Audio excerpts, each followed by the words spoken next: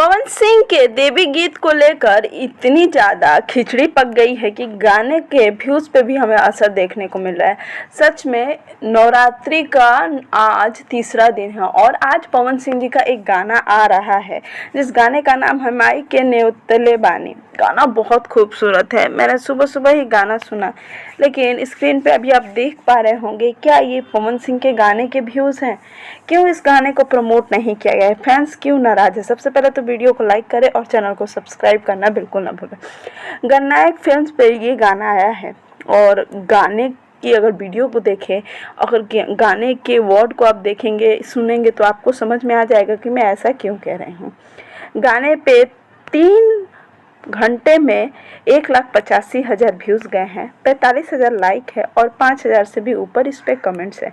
क्या ये पवन सिंह के गाने के व्यूज़ है? पवन सिंह का देवी गीत इस तरीके से जो हो रहा है उसके सबसे जिम्मेदार कौन है? कमेंट ज़रूर करें।